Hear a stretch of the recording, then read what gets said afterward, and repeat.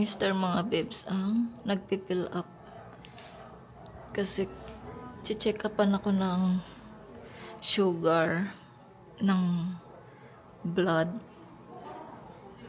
tapos ng ihi. Wait lang, check ako lahat mga babes, kaya inaano ni Mister yun. Nahihilo ko mga babes kasi wala akong kain. Bawal kumain eh. Bawal din uminom ng tubig. Nakahilo. Tapos, pinapainom to mamaya. Ang paano dito sa lalamunan. Tapos patutulugin ako para maipasok ngayon camera. So, yun mga babes.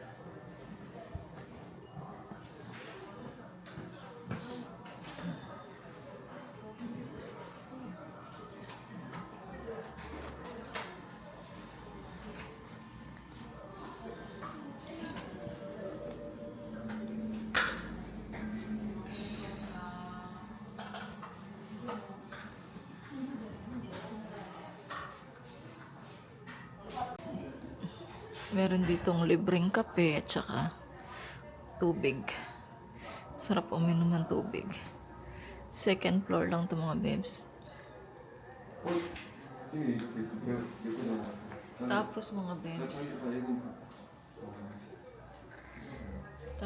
babes, yung tabi nito, hospital din yung dati, yung mga pinapanganak, mga nanganganak. Diyan, dito. So, diyan ako nagpapacheck up nung buntis ako kay Yeram. Tapos nung nabuntis ako ulit na 3 times ako diyan na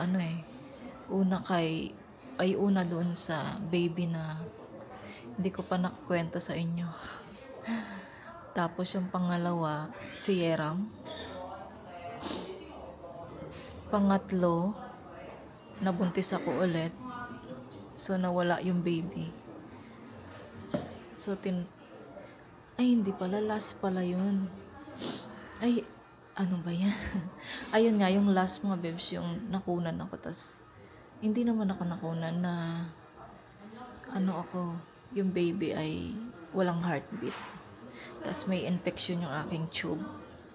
So, yan, inoperahan ako, tinanggal ulit yung baby. So, dyan, ngayon, hindi na siya hindi na siya yung hindi na siya yung nag-aanak dyan. Iba na yung hospital na yun, mga babes. So, 3 times ako dyan. Sa hospital na yun. Tapos, ito yung talaga.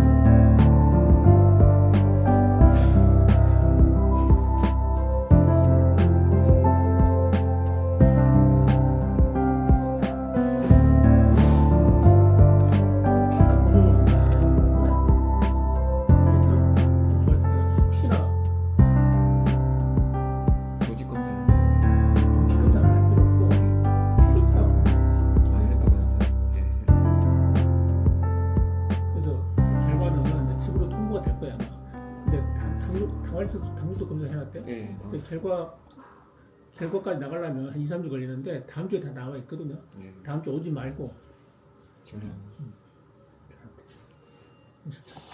어지러운가 봐요. 아무래도 취가 술 좋아해요? 아니, 술 안 술 한잔 먹어요. 마셨어요 아침부터. 아니요. 술 안 먹어요.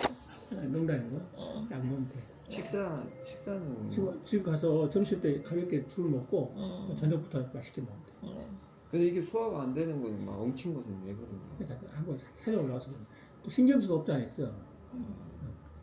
이제 내시경 앞으로 오자. 3년 후에 3년 후에 3년. 그래. 너무 감사합니다. 아유, 체장하고는 아무 관계 없는 거죠. 최장 안 그랬지. 예, 소화가 안 되면 체장이 문제겠지. 뭐. 그럴 수도 있지만은 네. 그렇게 생각하면 하게 너무 많아. 살 많이 빠졌어요. 지금 빠졌어요. 2kg. 그 정도는 아니고. 이번에 밥을 안 먹었어요. 거의 다. 그것도 체장은 뒤에 있거든요. 여기에. 그러니까 위도 아프지만 허리도 아프고 살이 한 5kg 빠졌다. 그럼 체장 검사 해봐야 되겠지. 옛날에 여기 와서 너무 나르시네요. 지금 좀. 지금 보기 좋아요. 이렇게. 네, 감사합니다. 그러면 그 방광색소 나오면 그것도 만약에 안 좋으면 이제 나오라 할 거예요. 안 나오래요? 알겠습니다. 고맙습니다. 예.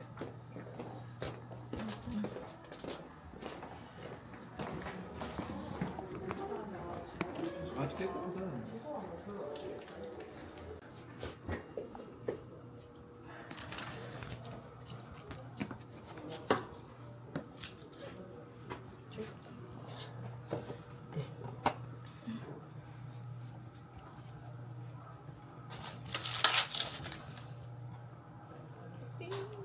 딱. 따끈따끈. 아, 다 했어요.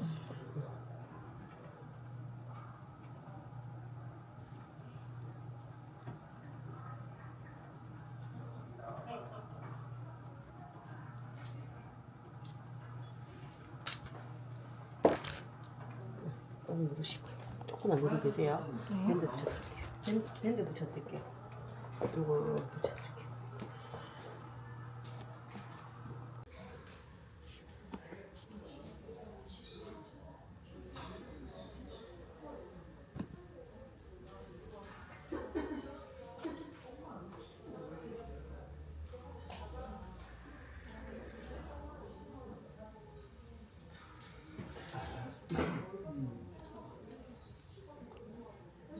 중요가? 어?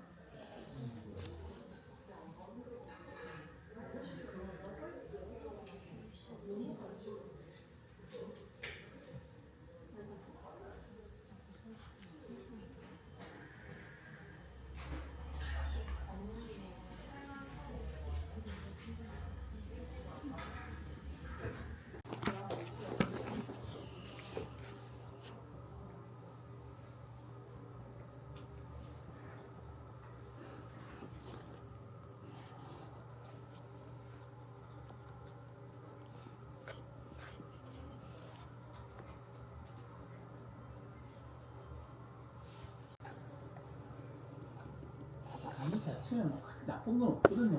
아 그래요? 사진 보여줄게요.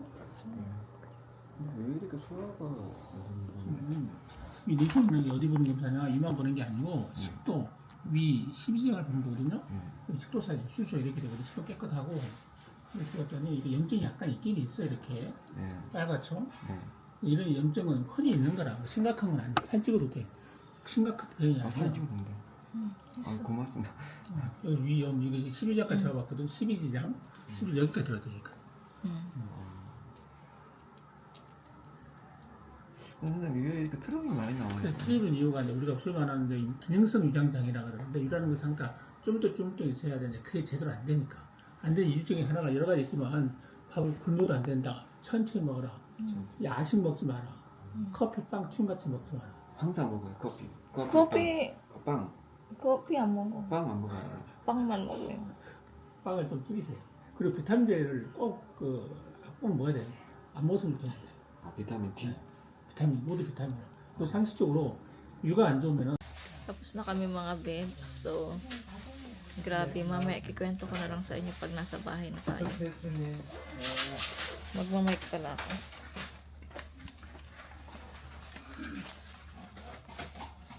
아침 저녁 이렇게 하루 두번 줬어요? Ayun, so, tapos na kami. Kwento ko na lang sa bahay. Dito kami ngayon sa drugstore. Niresetahan ako ng gamot, mga bebs. Siguro mga ilang araw lang na gamot yun. At naalala din ako ng doktor. Doktor namin na palagi naka-smile sa akin. Ayun, mga bebs. Oh, pati itong katabi ko na ano din to eh. Nagpa-check up din siya sa ano. Katabi ko siya paggising ko, katabi ko sa may kama kasi doon. So, tagi-isa kaming kama. Nakita ko din itong babaeng to. Wait lang, makita ko sa inyo. Ayan, katabi ko din yan sa higaan. Nagpaano din siya. Humihilik yan. Minarites talaga. So, kita na lang tayo sa bahay, mga bebs. Ito si Mr.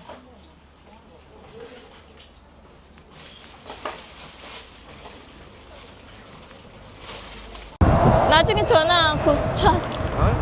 para 많이.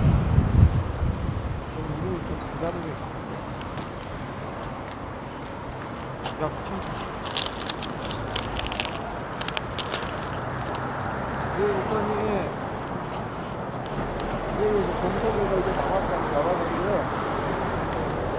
검사 결과는 이거 굉장히 깨끗하고, 근데 이제 기존에 있던 사람들 누구나 다 갖고 있는 그 이가 약간 빨간 부분은 이거는 다 누구나 갖고 있대요. 예, 이 부분은 큰 영향을 줄 수 없고, 조직 검사도 안 하고요. 안 하고, 근데 이제 헬리콥터 박터균은 검사는 한다고 하더라고요. 예. 2주 후에. 예. 네, 목사님. 네. 아, 목사님. 예, 이게 제가 약간 본인이란 마음을 Ito na kami sa bahay, mga bebs. So, kakain muna ako bago ako magkwento sa inyo. Ito pala yung kakainin na binili ni Mr. So, maglulugaw muna ako, mga bebs. Nasaan na ba? Ay, ba't ganon?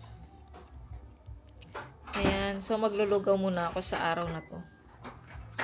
Ayan. Tapos si Mr. din, binigay ko sa kanya yung isa kasi papasok pa siya ng trabaho. Ng half day lang siya. So, ayan mga bebs, kain na muna kami.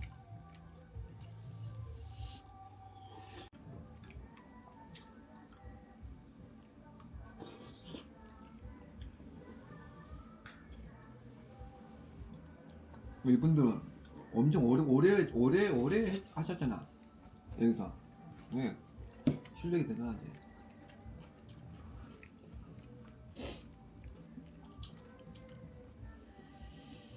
와, 사람들이 저렇게 많이 간다. 먹어.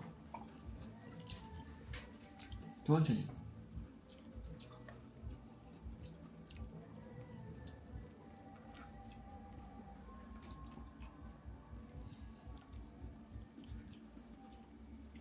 여기.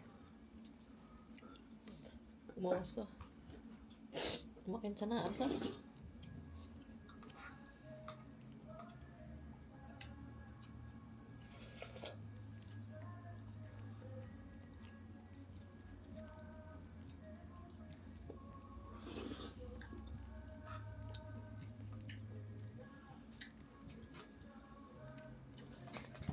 우리가 없으니까 다 차장 듣네. 제가 스스로. So, ayan mga bebs, mag-short story muna tayo sa nangyari kanina sa clinic. So, ang nangyari, dumating kami doon siguro mga 9:10, ganyan. So, pumanik na kami sa taas and then, syempre, fill up ng mga papers. Ayun. So, tapos nang mag-fill up, and then may binigay silang naka gamot siya na syrup. Tapos hindi ko pa nga ininom agad eh. Dapat, nung pagbigay, dapat daw ininom ko na. So, ayun, nung sinabing, ininom ko na siya. Pagkainom ko, tinawag ako agad. So, syempre, nagpunta muna tayo doon sa doktor. Tinanong muna kung ano yung ganyan, problema, ganito, ganyan. So, ayun.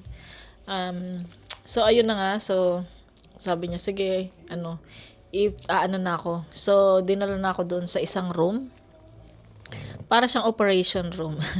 Ayun, so, dinala na ako doon sa loob. Ang nangyari una ay, hindi pa pala. Dinala ako doon sa isang room. In-inject ako ng, yun nakita nyo, kasi yun lang yung na-vlog ko. Yun, kinuwanan ako ng dugo dito mga babes. Kinuwanan ako ng dugo. Tapos, kinuwanan ako ng urine. Tapos, kinuwanan din ako ng blood pressure. Ayan. So, yun muna ang ginawa sa akin. Pagkatapos nun, nagpahinga ng konti. Pagkatapos nun, tinawag na ako dun sa room para doon sa parang operation, yung doon, pumasok na ako doon. Tapos, pinatanggal yung jacket ko. Tapos, yung cardigan ko, pinatanggal. Tapos, ito lang yung natira sa akin. Tapos, inano ako dito. Anong tawag dito? In-injectionan muna ako sa puwet. Hindi ko alam kung para saan yun, injection sa puwet. Tapos, may pinainom sa akin na white na naman siya na parang syrup. Ibang lasa niya, guys. So, pinainom sa akin yon. Tapos, may in-spray sa akin. Pagkatapos kong uminom, may pina-spray sa akin na sabi, wag ko daw siyang lulunukin. Wag daw lulunukin. So, dito lang daw sa bibig siya, antayan ko. Tapos, mga ilang minuto, pinalabas niya na yung, pinadura niya na yung, pasensya na sa mga pinadura niya na yung yung in-spray niya sa akin. Pinakaano ko talaga para hindi ko siya mainom. Ayun, tas naramdaman ko yung sa loob dito, para siyang namamanhid na siya. Tas parang lumalaki yung yung dila ko. Tapos, ang ginawa, pagkatapos noon, merong nilagay sa bibig ko yung nakaganan. Para nakabukas yung bibig ko. So, nakabukas na yon, nilagay na yon. Ang ginawa sa akin ay, sabi niya, higa na ako. So, punesto na ako mga bebs. So, ayun, nag-blood pressure pa ako. Yung yung ganun, blood pressure. Tapos, yung height ba yun or timbang pa. So, ayun lang naman yung last, mga bebs. Pagkatapos nun, lumabas na ako sa habang si Mr. naghihintay siya sa waiting area. Tapos doon naupo ako doon. Tapos sumandal ako ulit kay Mr. kasi nahihilo pa ako. Pinikit ko ulit yung mata ko. And then, yun, tinawag kami ulit nung doktor para yun nga ipakita yung nakita sa camera. So, nakita nyo siya mga bebs. Diba? Ganun. Yun yung aking sa loob, bituka ko. So, sa mga pasensya na sa mga kumakain dyan. Ang sabi, okay na okay daw siya. Kahit na may pula daw doon. May pula kayo nakikita, sabi niya. Ano lang yun, natural lang yun. So, okay na okay. Wala na rin yung gastritis ko mga bebs. Walang sugat, ganyan. So, malinis naman daw yung bituka ko, kaya walang problema. So, masaya na ako mga bebs kasi ganun yung resulta. At thank you kay Lord sa talagang pinagpipray namin yan ni Mr. at saka mga bata kagabi, yung pagpapacheck up ko. At thank you din kay Pastor na nagpipray sa akin. Maraming salamat, Pastor. Ayun, so thank you at maganda yung kinalabasan ng check-up ko at mamaya sasabihin ko to kila ate at saka sa kapatid ko. Syempre, nag-aalala din sila. So kailangan din nilang malaman, 'di ba? So ayun, syempre pati kay mama. So ayun mga bebs, yung kwento ko sa aming clinic. So siguro mag-end na ako ng vlog dito mga bebs. Konting vlog lang tayo today. At may balak ding lumabas si Mr. Magsi-second vlog tayo. So, hindi na siya papasok mga bebs. So, ituloy niya na to. Akala ko papasok siya ng half day. So, hindi na siya papasok. Lalabas kami mga bebs. Punta kami sa dagat. At, basta, i-second vlog ko na lang to mga bebs. So, Ayan mga Bebs, maraming salamat po sa inyong suporta. Maraming salamat din po sa mga prayers na pinagpipray niyo po ako. Thank you po. At mag-end na po ako ng vlog. Mag-second vlog po tayo for today. So, kung bago lang po kayo sa aking channel, please subscribe sa aking channel and hit the notification bell para po lagi po kayong updated sa aking mga video. At ito po pala yung mga gamot, pahabol lang mga Bebs. Ito po pala yung mga gamot na iinumin ko. Mosip Sail, kaji? 14 days or 2 weeks ko siyang iinumin mga Bebs, itong gamot na binigay sa akin. So ayan, at least meron na tayong gamot na iinumin, hindi na ako mag-iisip pa ng kung ano-ano. At hindi na tayo iiyak. So ayan mga Bebs, bye po. See you po sa aking next vlog kung hindi absent. Bye!